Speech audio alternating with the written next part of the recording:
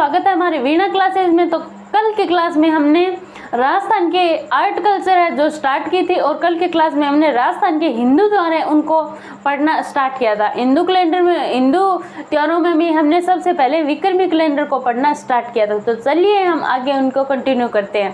तो आपकी इच्छा है तो हम एक बार उनका रिवीजन कर लें पिछड़ा, तो चलिए हम एक बार उसका रिवीजन करते हैं। कल की क्लास में हमने विक्रमी कैलेंडर को पढ़ा जो कि चंद्रमा पर आधारित होता है। इसमें 12 महीने होते हैं। आशा करती हूँ कि आपको ये 12 महीने याद हो गए होंगे। तो चलिए आप एक बार मेरे साथ रिवीजन कीजिए उनका। चैत्र, पहला महीना है आपका जो चैत्र है, और दूसरा है बैसाख, और तीसरा है ज्येष्ठ, आषाढ़, श्रावण, भाद्रपद, आश्विन, कार्तिक, मार्गशीर्ष, और पौष, और माघ, और फाल्गुन। ये आपके 12 महीने हो गए। और कल की क्लास में हमने ये भी पढ़ा था कि राजस्थान वो 12 महीने को हमने 2 भागों में बांटा, एक कृष्ण पक्ष और एक शुक्ल पक्ष। कृष्ण पक्ष पहले आता है जिसमें 1 से 15 दिन आते हैं, और शुक्ल पक्ष बाद में आता है जिसमें 15 से 30 दिन आते हैं। कृष्ण पक्ष के अंतिम दिन अमावस्या आती है, वह शुक्ल पक्ष के अंतिम दिन पूर्णिमा आती है। हमने ये भी पढ़ा था। और हमने ये भी पढ़ा था कि इन विक्रमी कैलेंडर में सबसे पहला त्यौहार कौन सा आता है और सबसे बाद वाला त्यौहार कौन सा आता है। सबसे पहला वाला त्यौहार हमारी छोटी तीज आती है जो कि श्रावण शुक्ल तृतीया को आती है, और सबसे अंतिम त्यौहार है वो हमारी गणगौर आती है। वो कब आती है? वो आती है चैत्र शुक्ल तृतीया को। तो चलिए हमने कल की क्लास में हमने श्रावण को पढ़ा था। तो चलिए हम एक बार श्रावण महीने का फिर से रिवीजन करते हैं। श्रावण महीने का हमने सबसे पहले कृष्ण पक्ष पढ़ा था।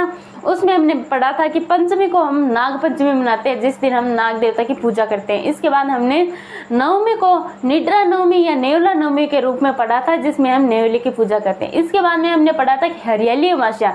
हरियाली अमावस्या को हमारे कई मेले भी लगते हैं राजस्थान में, उनको पढ़ा था, जो कि फतेह सागर मेला है जो कि उदयपुर में लगता है, और एक बुड्ढा जोड़ मेला है जो कि आपके श्री गंगानगर में लगता है। एक लगता है मांगलियावास जो कि अजमेर में एक मेला लगता है, ठीक है। और हमने शुक्ल पक्ष को भी पढ़ा था। तो चलिए हम एक बार शुक्ल पक्ष का फिर से रिवीजन करते हैं। शुक्ल पक्ष में हमने सबसे पहले तृतीया को पढ़ा था जो कि हमारी छोटी तीज है, जो हमारे जयपुर की प्रसिद्ध है।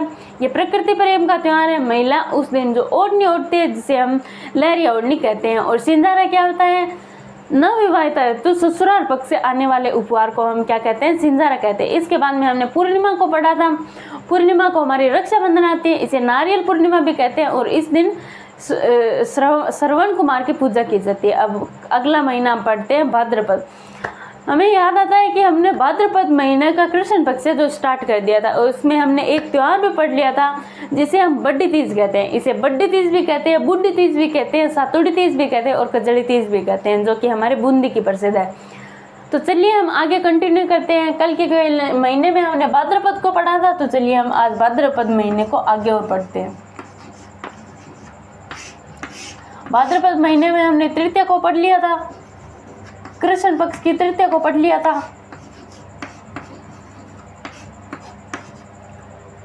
कृष्ण पक्ष की तृतीया को पढ़ा था। अब आप इस तृतीया का फिर से रिवाइज कीजिए एक बार कि हमने तृतीया को क्या क्या पढ़ा था। हमने एक बार आपको रिवीजन करा दिया, लेकिन आप फिर से अपने आप को वीडियो पॉज करके और इसका रिवीजन कीजिए। तो चलिए हम आगे पढ़ते हैं। तृतीया के बाद में आते हैं हमारी षष्ठी। षष्ठी इसे ऊब छठ भी कहते हैं, हर छठ भी कहते हैं। इस दिन बलराम की, कृष्ण भगवान के भाई बलराम की पूजा की जाती है, इसलिए हम इसे बलराम जयंती भी कहते हैं। तो चलिए इसके बाद में हमने पढ़ा था षष्ठी को। आपको ये दिखाई नहीं दे रहा, तो चलिए मैं आगे लिख देती हूँ थोड़ा। कृष्ण पक्ष की हमने तृतीया को पढ़ा था। तृतीया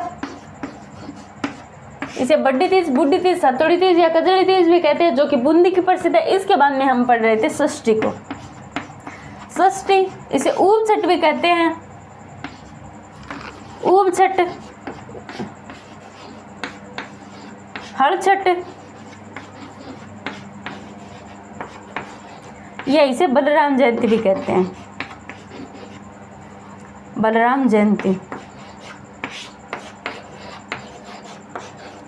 ठीक है। बलराम भगवान कृष्ण के भाई थे, उनकी जयंती आती है। इसके बाद में हम पढ़ते हैं अष्टमी। अष्टमी को हमारी कृष्ण जन्माष्टमी आती है, कृष्ण जन्माष्टमी आती है। इसके बाद में आती है नवमी, इसके बाद में आती है नवमी। नवमी को गोगा नवमी आती है, तो लिखिए आप, इस दिन गोगा नवमी आती है। इस दिन राजस्थान के प्रमुख 2 मेले लगते हैं। प्रमुख 2 मेले कौन कौन से लगते हैं जो कि हमारी गोगा जी से रिलेटेड है? पहला है जो कि ददरेवा चूरू में लगता है, पहला मेला, इसमें लिख लीजिए आप, पहला मेला जो कि ददरेवा चूरू में लगता है। और दूसरा मेला लगता है गोगा मेडी,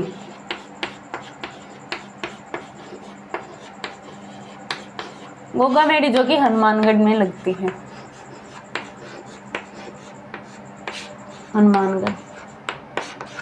ठीक है, तो चलिए हम भाद्रपद के कृष्ण पक्ष का एक बार फिर से रिवाइज करते हैं। तृतीया को बड़ी तीज आती है और षष्ठी को ऊप छठ, हर छठ या बलराम जयंती आती है, अष्टमी को कृष्ण जन्माष्टमी आती है, नवमी को गोगा नवमी आती है।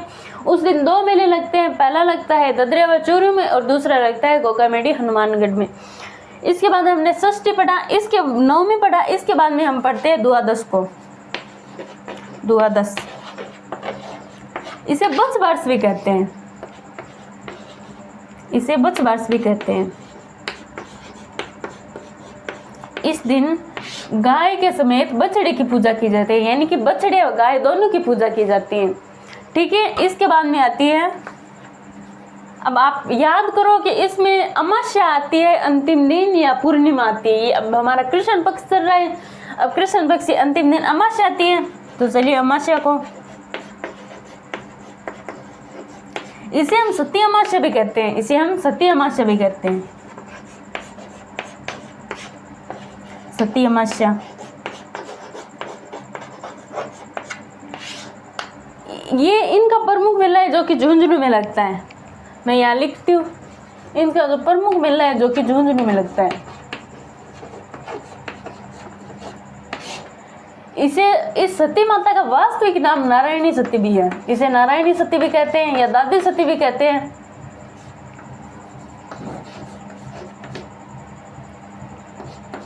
नारायणी सती या दादी सती।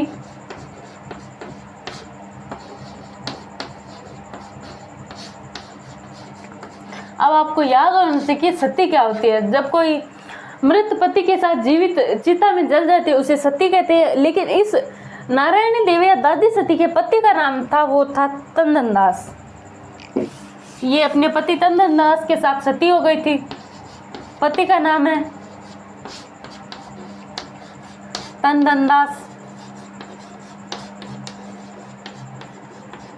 ठीक है, ये आपका कंप्लीट कृष्ण पक्ष हो गया। तो चलिए हम एक बार फिर से कृष्ण पक्ष का रिवाइज करते हैं। तृतीया को आती है बड़ी तीज, उसके बाद में षष्ठी, षष्ठी को आती है हमारी ऊप छठ या हर छठ, इस दिन बलराम जयंती भी मनाते हैं। अष्टमी को आती है कृष्ण जन्माष्टमी, नवमी को आती है गोगा नवमी।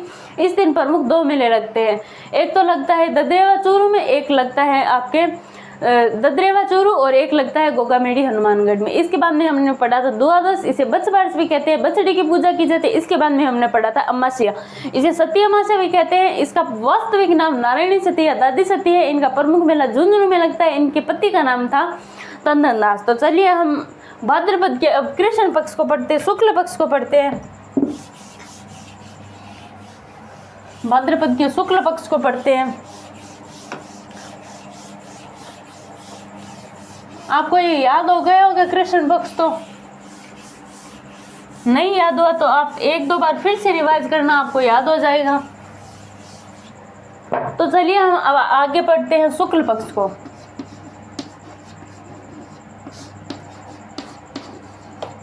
शुक्ल पक्ष को, शुक्ल पक्ष की द्वितीया को, शुक्ल पक्ष की द्वितीया को इस दिन बाबेरी बीज बनाई जाती है। बाबेरी बीज अब किसकी होती है? बाबेरी बीज रामदेव जी भगवान की होती है। तो चलिए इसे बाबे की बीज भी कहते हैं, बाबेरी बीज। इस दिन इसे रामदेव जी जयंती भी कहते हैं। रामदेव जी जयंती भी कहते हैं, रामदेव जी जयंती भी कहते हैं इसे। ये आपके प्रमुख मेला रूणीचा में लगता है, रूणीचा में लगता है, तो इसे हम मारवाड़ का कुंभ भी कहते हैं, मारवाड़ का कुंभ।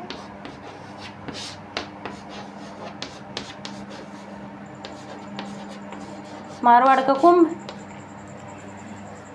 ठीक है।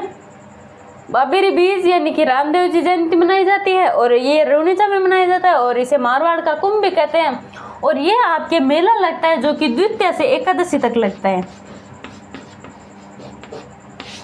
द्वितीया से एकादशी तक।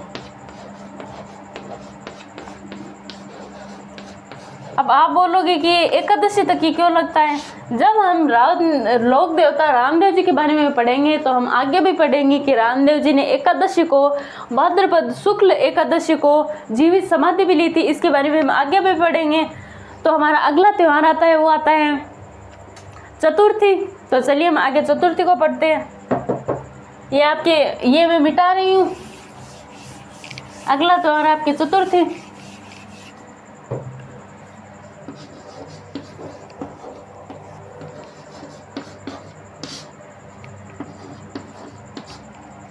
चतुर्थी, इस दिन आती है गणेश चतुर्थी। गणेश चतुर्थी, इसे शिव चतुर्थी भी कहते हैं, शिव चतुर्थी भी कहते हैं, इसे चित्रा चौथ भी कहते हैं, या इसे कलंक चौथ भी कहते हैं, कलंक चौथ। इस चौथ के 4 नाम है जो कि आप रिपीट कीजिए।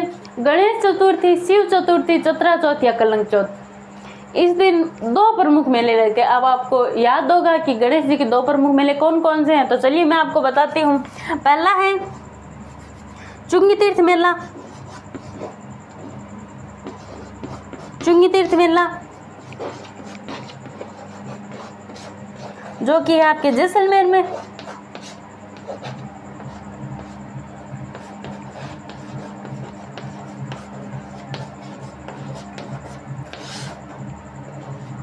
और एक आपके है त्रिनेत्र गणेश मेला, त्रिनेत्र गणेश मेला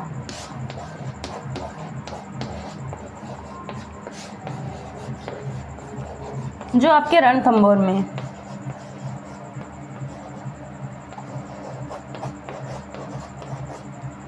सॉरी, रणथंभौर में, ठीक है। अब आप रिवीजन कीजिए। भाद्रपद शुक्ल चतुर्थी का इसे शिव चतुर्थी भी कहते हैं, गणेश चतुर्थी भी कहते हैं, कलंक चौथ भी कहते हैं, इसे चित्रा चौथ भी कहते हैं। इस दिन गणेश भगवान के 2 प्रमुख मंदिर है। पहला है चुंगी तीर्थ मेला जो कि जैसलमेर में है और दूसरा है त्रिनेत्र गणेश मेला जो कि रणथंभौर में। अब इसके आगे हम पढ़ते हैं। इसके बाद में आती है पंचमी। पंचमी, इसे ऋषि पंचमी भी कहते हैं, ऋषि पंचमी भी कहते हैं।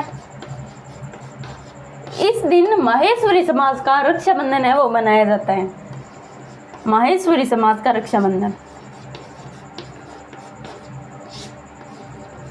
माहेश्वरी समाज का रक्षाबंधन मनाया जाता है। इस दिन भी 2 प्रमुख मेले लगते हैं। पहला लगता है भोजन थाली मेला, ये मैं मिटा रही हूँ। पहला लगता है वो आपके लगता है भोजन थाली मेला, भोजन थाली मेला जो लगता है आपके कामा भरतपुर में। भोजन थाली मेला कामा भरतपुर में, कामा भरतपुर में। और दूसरा मेला लगता है वो आपके लगता है हरिराम जी का मेला, हरिराम जी का मेला जो आपके लगता है जोरडा में। हम ये इन लोक देवता हरिराम जी के बारे में हम और भी पढ़ेंगे जब हम लोक देवता का टॉपिक पढ़ेंगे। तो एक बार आप इतना याद रखिए कि हरे राम जी का मेला जोरडा में है, जो कि कब लगता है, जो कि भाद्रपद शुक्ल पंचमी को लगता है। ठीक है, तो चलिए हम आगे पढ़ते हैं। पंचमी से आगे अष्टमी, पंचमी से आगे अष्टमी, तो चलिए हम अष्टमी पढ़ते हैं। भाद्रपद कृष्ण पक्ष की अष्टमी को कौन सा दिवस आया था? कृष्ण जन्माष्टमी। और भाद्रपद शुक्ल अष्टमी को आती है हमारी राधाष्टमी। राधाष्टमी इस दिन निम्बारक सलेमाबाद में निम्बारक संप्रदाय का मेला लगता है, ये भी लिख लीजिए आप। सलेमाबाद में, सलेमाबाद कहाँ पे है? अजमेर में। अजमेर में निम्बारक संप्रदाय का मेला लगता है, निम्बारक संप्रदाय का मेला लगता है।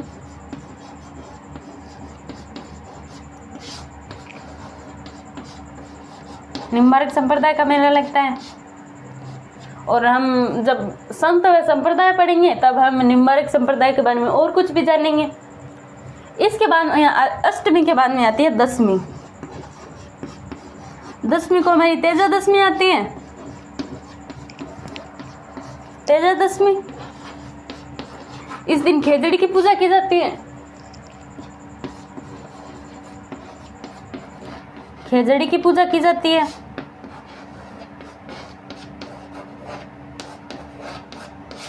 ठीक है, अब इसके बाद में आती है हमारी एकादशी।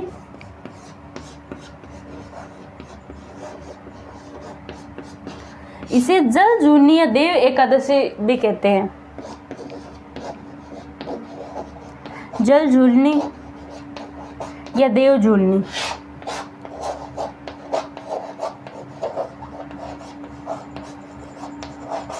इस दिन भगवान कृष्ण जी को नहलाया जाता है।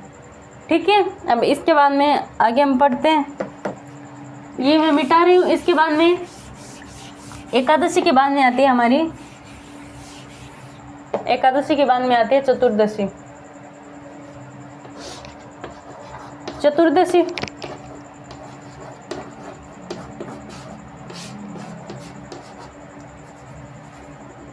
चतुर्दशी इसे पहले आप फिर से एक बार इसका रिवीजन कीजिए। अष्टमी को राधाष्टमी आती है। इस दिन सलेमाबाद अजमेर में निम्बारक संप्रदाय के द्वारा एक मेला आयोजित किया जाता है। इसके बाद में आती है दशमी। दशमी को तेजा दशमी आती है। इस दिन खेजड़ी वृक्ष की पूजा की जाती है। इसके बाद में आती है एकादशी। एकादशी को जल झूलनी या देव झूलनी एकादशी कहते हैं। इस दिन भगवान कृष्ण को नहलाया जाता है। इसके बाद में आती है चतुर्दशी। इसे अनंत चतुर्दशी भी कहते हैं। अनंत चतुर्दशी इस दिन भगवान गणेश जी का विसर्जन किया जाता है। इस दिन भगवान गणेश जी का विसर्जन किया जाता है। इसके बाद अंतिम आती है। अंतिम कौन सी आएगी? पूर्णिमा। पूर्णिमा को हमारे इस दिन से श्राद्ध प्रारंभ हो जाते हैं। श्राद्ध सभी को पता है क्या होते हैं? श्राद्ध प्रारंभ होते हैं। ये आपके हो गया भाद्रपद शुक्ल पक्ष। तो चलिए हम एक बार भाद्रपद शुक्ल पक्ष का स्टार्ट से रिवीजन करते हैं। हमने भाद्रपद शुक्ल द्वितीय को हमने पढ़ा था बाबेरी बीज। इसे रामदेव जी जयंती भी कहते हैं। इसे मारवाड़ का कुंभ कहते हैं। ये मेला एक द्वितीय से एकादशी तक चलता है।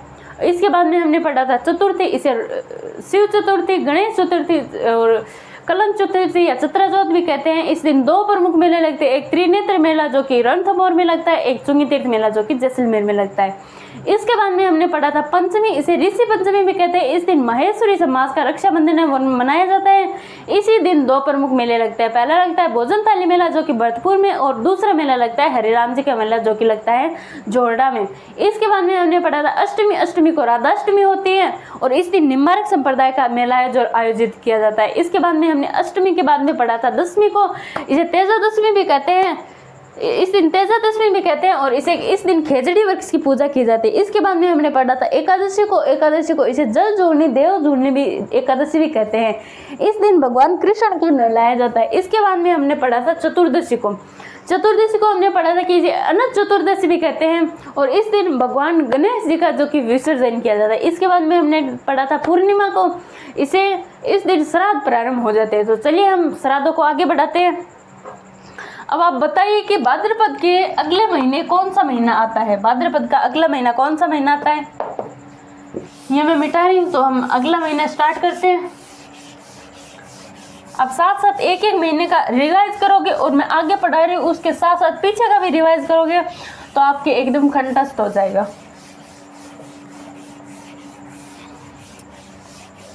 इसके बाद कौन सा महीना आएगा? इसके बाद हमारा महीना आएगा आश्विन, जिसे हम आसोज भी कहते हैं। आश्विन, तो आपको पता है अब कृष्ण पक्ष का लगातार क्या आएंगे? श्राद्ध आएंगे। श्राद्ध 16 होते हैं। तो ये आपके 15 दिन ये हो गए और एक भाद्रपद का पूर्णिमा का दिन है, एक वो हो गए। तो 15 1 16 इस दिन श्राद्ध है जो 16 दिन चलते हैं। इस दिन कोई पवित्र कार्य नहीं होते हैं और इस दिन सांझ की पूजा की जाती है। सांझ की पूजा की जाती है।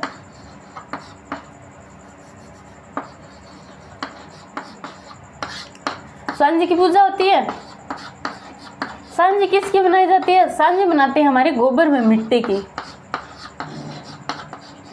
गोबर में मिट्टी की। लेकिन नाथद्वारा में गोबर में मिट्टी की सांझ नहीं बनाई जाती, वहां पे केले की सांझ बनती है। तो आप ये भी लिख लीजिए, नाथद्वारा में केले की सांझ बनती है। नाथद्वारा में केले की सांझ बनती है। केले की सांझी।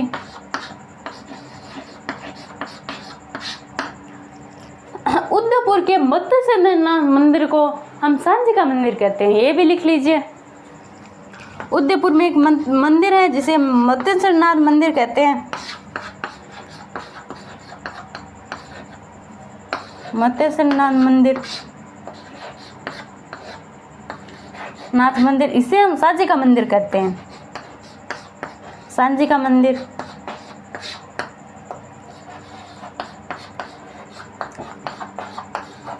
महिला व लड़कियां अंतिम दिन कब होता है?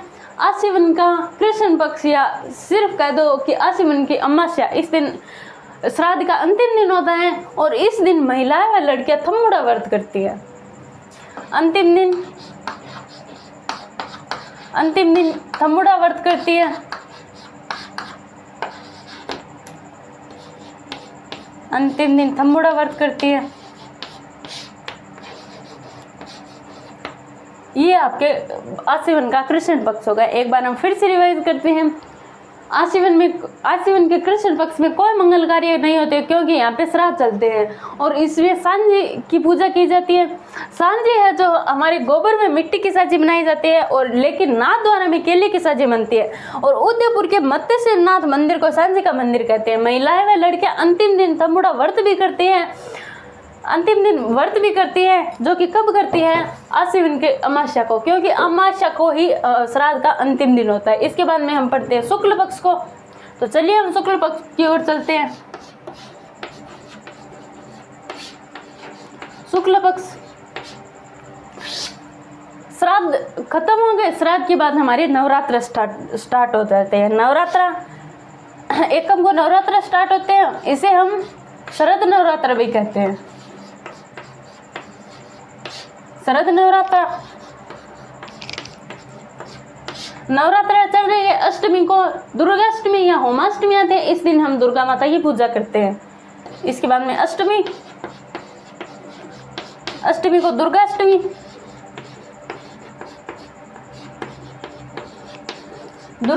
होमाष्टमी,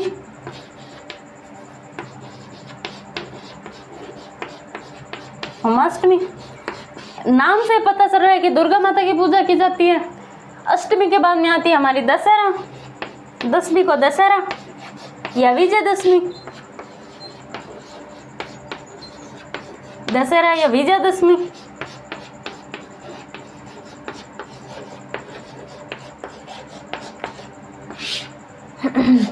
हमारे जो दशहरा है वो सबसे बढ़िया जो कि राजस्थान में जो कि कोटा के मैसूर में मनाया जाता है। तो चलिए हम ये भी लिखते हैं, ये मैं मिटा रही हूँ।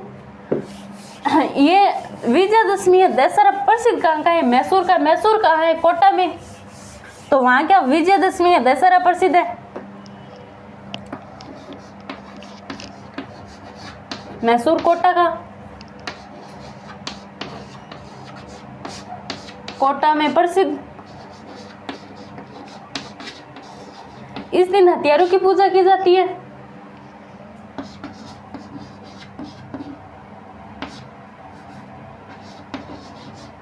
हथियारों की पूजा की जाती है। हथियारों की पूजा की जाती है। इस दिन लीलटांस पक्षी देखना भी शुभ माना जाता है। लीलटांस पक्षी शुभ माना जाता है। इस दिन खेजड़ी वृक्ष की भी पूजा की जाती है। अब आपको याद आना चाहिए कि पहले हमने खेजड़ी वृक्ष की पूजा कब की थी? इस दिन खेजड़ी वृक्ष की पूजा भी की जाती है।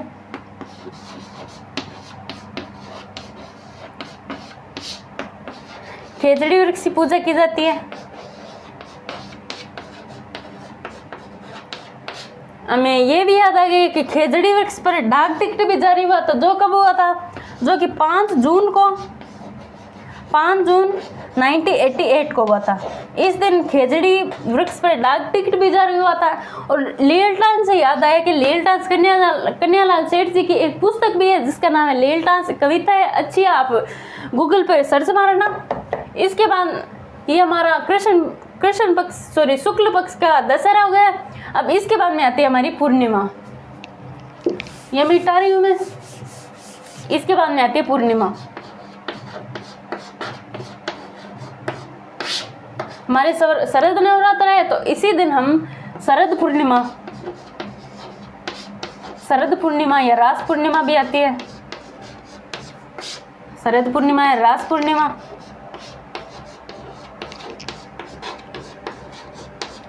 इस दिन राजस्थान के 2 प्रमुख मेले लगते हैं। एक तो आपको पता है मीरा महोत्सव। मीरा महोत्सव कहाँ की है? मीरा किसके रिलेटेड है? चित्तौड़ की। तो पहला लगता है मीरा महोत्सव। मीरा महोत्सव चित्तौड़ में।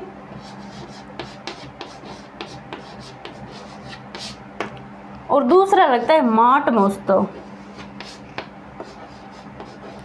माट महोत्सव ये लगता है आपके जोधपुर में। ठीक है, तो हम एक बार आश्विन महीने का फिर से रिवाइज करते हैं। आश्विन में कृष्ण पक्ष में नवरात्र आते हैं। नवरात्र क्या सॉरी श्राद्ध आते हैं। और इस दिन संबुड़ा व्रत किया जाता है अंतिम दिन। और यहाँ पे सांझी की पूजा की जाती है। और के मिट्टी में गोबर की साजी बनती है, लेकिन नाथद्वारा में किसकी साजी बनती है? केले की साजी बनती है। और भी हमने पढ़ा था कि उदयपुर के मत्स्यनाथ मंदिर को सांझी का मंदिर भी कहते हैं। और इसके बाद में हमने पढ़ा था शुक्ल पक्ष की एकम को नवरात्र आते हैं, जिसे हम शरद नवरात्र भी कहते हैं।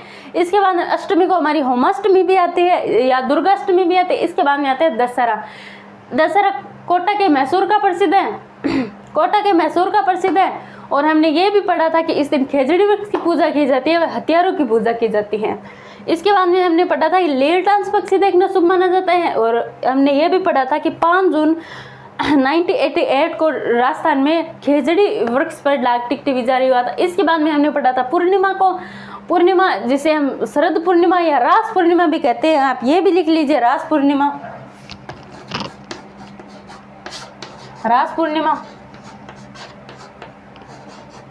इस दिन 2 प्रमुख मेले लगते हैं। कौन कौन से? एक मीरा महोत्सव जो कि चित्तौड़ में और एक माट महोत्सव जो कि जोधपुर में।